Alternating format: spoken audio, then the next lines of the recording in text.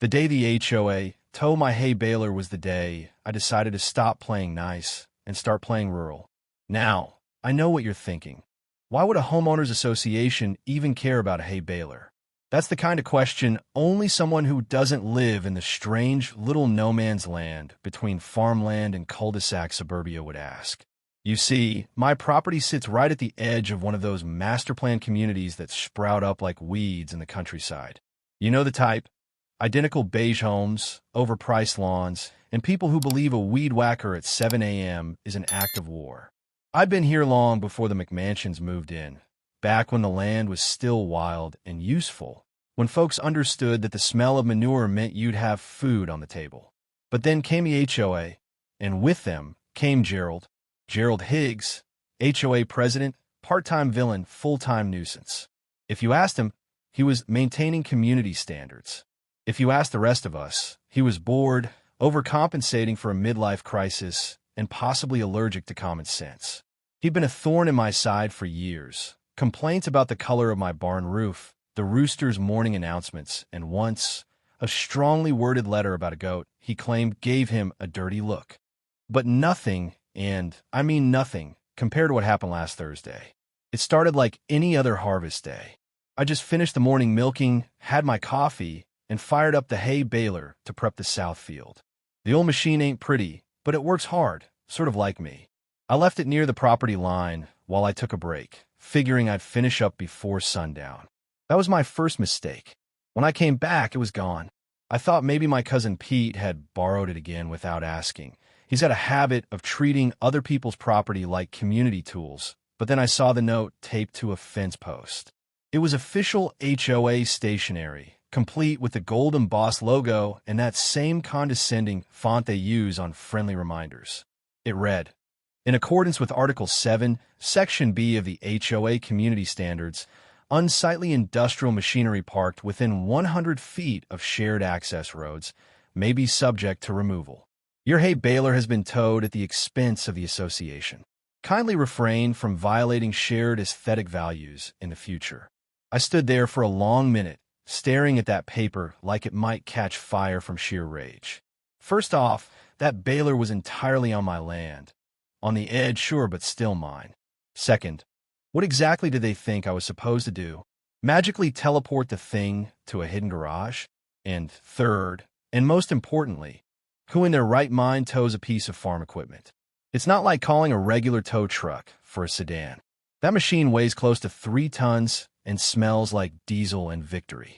You don't just hook it up and drive off. But they had. Somehow, someway, they'd managed to get that behemoth off my land and to wherever HOA vehicles go to die. I saw tire tracks in the grass, fresh and deep, and what looked like a shattered decorative gnome along the trail. Likely collateral damage from their little mission. I knew exactly where to go. The HOA Community Operations Center is a glorified shed attached to the clubhouse, next to the pickleball court. It's where Gerald spends his afternoons sipping lukewarm coffee and pretending to read bylaws. I showed up unannounced, boots still muddy, hat pulled low. Gerald looked up from his desk like I'd just tracked manure across the Sistine Chapel. I asked about my hay baler. He gave me that smile, tight smug, the kind that makes you want to launch a boot through drywall. "Your machinery violated aesthetic parameters," he said. "We had no choice." I asked where it was now. He shrugged. "Secured. Off property.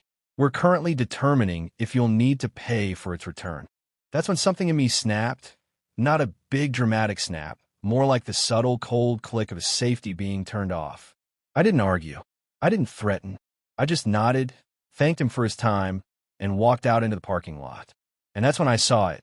The HOA's brand new community utility truck, a shiny white pickup with a logo proudly displayed on the side, and more importantly, the keys still dangling from the ignition. It was parked haphazardly across 2 spaces like it owned the lot. Just looking at it gave me ideas. Dumb, glorious, highly questionable ideas. I checked the surrounding area. No one in sight. Gerald was still in his office, probably calling a meeting to pat himself on the back. The moment was perfect, so I climbed in, shut the door, and took the truck for a little spin. I didn't go far at first, just out of the HOA compound and down the winding road toward my field. I wasn't planning to steal it, just relocate it temporarily. Make a point. Call it an impromptu lesson in rural asset appreciation. But once I hit the edge of my property, I realized I could do more than make a point. I could make a statement. I parked the truck right in the middle of the freshly baled field, surrounded it with haystacks like a redneck Stonehenge, and positioned a sign on the hood that read, "Found property. Please reclaim with proper paperwork." I even tucked Gerald's gnome into the driver's seat for added flair. Then I waited.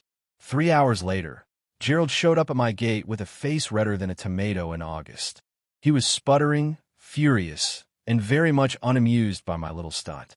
I told him calmly that I'd be happy to return the truck once my hay baler was safely back on my property. He threatened legal action. I offered sweet tea. He stormed off in a huff, but not before snapping a picture of the scene like he was preparing evidence for a court date or a passive-aggressive HOA newsletter. That night, I sat on the porch and sipped coffee while the sun set behind the hay bales, the HOA truck still glinting like a trophy in the field. I figured it was over. I made my point, but then came the retaliation, and things started to get real. IT started the next morning when I found a notice nailed, yes, nailed, to my barn door like we were back in medieval times, and Gerald thought he was the sheriff of HOA. The letter, typed and laminated no less, declared my farm in open violation of multiple community harmony clauses, including but not limited to equipment-related aggression, visual disruptions, and non-approved signage installation on shared visual corridors. I laughed so hard I nearly dropped my coffee. Shared visual corridors? The man had invented a whole new dimension of nonsense just to justify being mad about haystacks. But then I looked closer. There was a fine, a steep one. They were trying to bill me nearly $2,000 for what they called truck interference and field obstruction. That's when I knew Gerald wasn't done playing, and neither was I. I didn't pay the fine. I didn't even acknowledge it. Instead, I doubled down. If they wanted to turn this into a war of aesthetics, then I'd give them something to look at. I rearranged the hay bales into a giant middle finger visible from the clubhouse balcony and zip-tied a sign to the HOA truck's front grille that said, "Agricultural display sponsored by HOA Arrogance." Then I parked one of my cows, Betsy, my most photogenic, right beside it, complete with a flower crown and a chalkboard around her neck that read, "Moving violation." The truck stayed in the field for 2 more days, untouched, because no one from the HOA had the guts to cross the fence line, probably afraid I'd booby-trapped it with electric fencing or pitchforks. Truth was, I hadn't done anything beyond petty signage and lawn-based pettiness. But perception is a powerful thing when you're dealing with people who think wildflowers are weeds and goats are biological warfare. But while I was having fun with theatrics, Gerald was cooking up something more insidious. On day 3, I got a call from the county inspector. Not the usual guy I knew from town, who'd played poker with my uncle and knew a manure pile when he saw one. No, this was a new face, all clipboard and cologne, sent at the request of concerned community members. He showed up uninvited, started snapping photos of my irrigation system, my tool shed, even the chicken coop like it was a crime scene. Said he was conducting a multi-point compliance audit. I asked what ordinance I was being audited under. He just smiled and said, "Oh, you know how it is. HOAs can be very persuasive when they lobby for inspections." That's when I realized Gerald had escalated the war to scorched earth. The thing is, my place isn't spotless. It's a working farm. There's rust on some tools, the tractor leaks a little oil, and the chickens have a habit of escaping their coop like feathery Houdinis. But everything works, and everything's legal. Still, a slick inspector with a nitpick agenda can make anything look like a violation if he wants to. I could see where this was headed. Gerald wasn't just trying to punish me. He was trying to bury me in bureaucracy. Death by clipboard. I watched the inspector leave, already imagining Gerald's smug face when he read the report. That night, I called in a few favors. Not legal ones, not official ones, just good old-fashioned community help. You see, Gerald may have ruled the HOA with an iron fist and a bad spray tan, but the town still respected a man who knew how to fix a fence in a lightning storm or deliver a calf at 3 a.m. I called Pete, my cousin. I called Marlene, who runs the feed store and still holds a grudge from when Gerald fined her for using unsanctioned mulch. I called Jim from the diner, who owed me for helping him rebuild his chicken coop after that windstorm. They all came, and they all brought tools. In one glorious Saturday morning blitz, we cleaned, patched, organized, labeled, and secured every last inch of my property. The tool shed got new shelves. The coop got reinforced wire. Even the tractor got a tune-up and a fresh coat of paint so shiny it nearly blinded the rooster. When the inspector came back on Monday, ready to document doom, he found a picture-perfect model of rural efficiency. He actually looked disappointed. I offered him a muffin. He took it without smiling. 2 days later, I received a copy of his report. It was clean, not just passable, but pristine. Gerald's trap had backfired, but Gerald wasn't done. He held an emergency HOA meeting that week, open only to board members and approved affiliates, which in Gerald's mind meant anyone who agreed with him and no one who owned livestock. But someone slipped me a copy of the agenda. Item number 2 was escalated enforcement options for repeat rural offenders. That's me. He was pushing to get my property reclassified as a community disruption zone, which would allow them to install a temporary barrier, a literal wall between my farm and the neighborhood. According to his notes, it would be for the protection of shared property values and visual tranquility. I couldn't stop laughing. A wall around my own land, like I was some kind of hay-slinging warlord threatening the peace of suburbia. But that wasn't the worst of it. The last item on the agenda, tucked into a corner like he didn't think anyone would read that far, said authorization of HOA asset retrieval, pending legal review. He was going to take my hay baler, not just once, permanently. He'd towed it before as a temporary measure. Now he wanted to claim it as abandoned property, arguing that it had been stored improperly on adjacent aesthetic zones. It was the bureaucratic version of cattle rustling. And I wasn't about to let that happen. I called the impound lot listed on the original towing notice. The woman on the phone said yes, they still had the baler, sort of.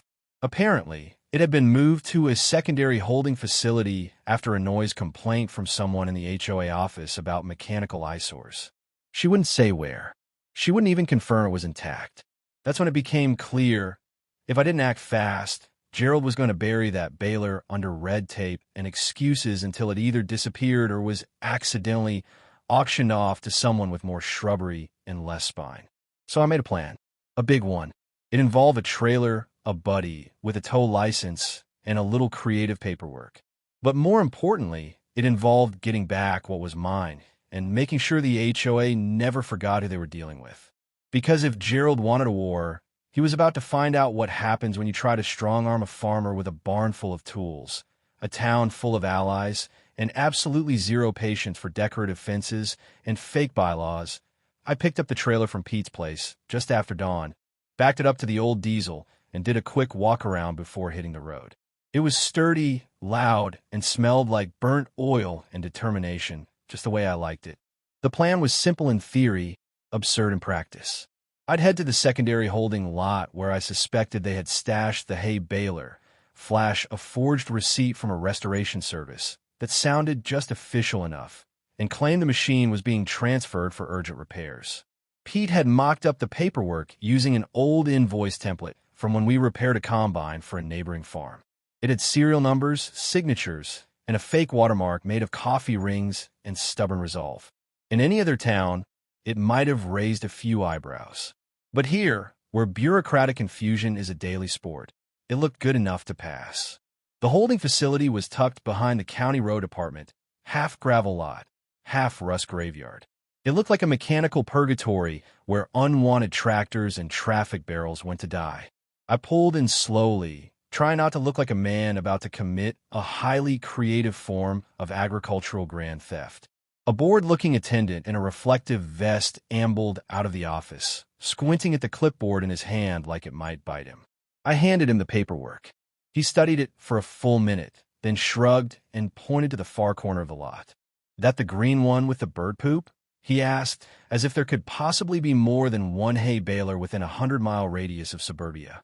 I nodded and thanked him, trying not to laugh as I walked across the cracked asphalt to reclaim my machine. There it was, my beautiful, battered, beast of a baler, dusty, dented, and sitting in exile like a dethroned monarch. I backed the trailer up, winched it on, and secured it with enough ratchet straps to tie down a jet engine. The entire time, I kept waiting for someone to stop me, to shout, to ask for ID or confirmation or anything at all. But no one did. It was almost disappointing. I drove out slow, half expecting Gerald to leap from behind a bush with a cease and desist in one hand and a copy of the HOA handbook in the other.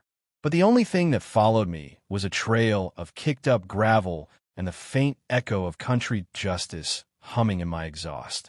I didn't take the baler straight home. That would have been too easy, too predictable.